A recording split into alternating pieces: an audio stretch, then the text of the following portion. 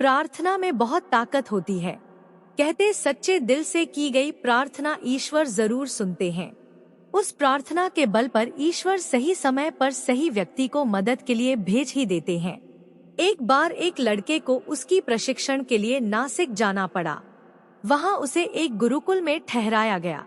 गुरुकुल का नियम था, हर रोज सुबह 1 घंटा प्रार्थना करनी पड़ती थी।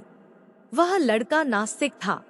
उसने बोला, गुरुजी, आप मुझे इस नियम के लिए बाध्य ना करें। गुरुजी ने समझाया कि प्रार्थना में बहुत शक्ति होती है, लेकिन वह लड़का नास्तिक था, इसलिए नहीं माना। गुरुजी ने कहा, एक दिन तुम्हें प्रार्थना की शक्ति का एहसास जरूर होगा। उसने इस बात को हंसी में उड़ा दिया। कुछ दिनों में उसका प्रशिक्षण खत्म हो गया और वह वापस चला गया। 15 साल बाद वो कामयाब बिजनेसमैन था। सब कुछ था, सुंदर बीवी और बच्चे थे। एक रात वह घबराहट के कारण उठ गया। उसका ध्यान गुरुजी की तरफ गया। उसका मन गुरुजी को मिलने का हुआ। अगले दिन सुबह उसने गुरुकुल में फोन किया तो पता चला कि गुरुजी ठीक से चल नहीं पाते, सुन नहीं पाते।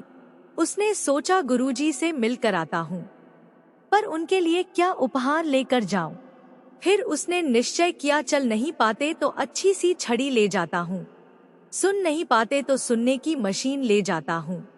अगले दिन सुबह जब गुरुकुल पहुंचा तो प्रार्थना चल रही थी। गुरुकुल के संचालक ने बताया कि प्रार्थना गुरुजी के लिए चल रही है।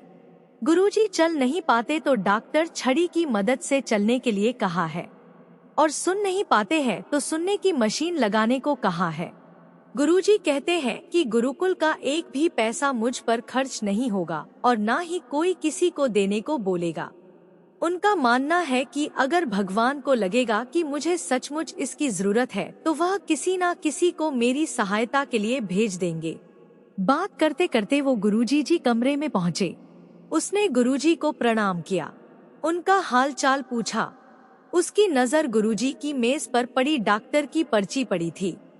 पर्ची पढ़ते ही उसकी आंखों से आंसू बहने लगे और गुरुजी की बात दिमाग में घूमने लगी कि एक दिन तुम्हें प्रार्थना की शक्ति का एहसास जरूर होगा। क्योंकि जब गुरुकुल में पहले दिन प्रार्थना हुई तो मुझे गुरुजी का ध्यान आया। दूसरे दिन प्रार्थना हुई तो मैंने छड़ी और मशीन खरीदी। तीसरे दिन प्रार्थना हुई तो मैं यहाँ पहुँच गया। सबसे हैरानी की बात यह थी कि वह उसी कंपनी की छड़ी और कान की मशीन लाया था जो डॉक्टर ने पर्ची पर लिखी थी। आज उसे सचमुच प्रार्थना की शक्ति का एहसास हो गया।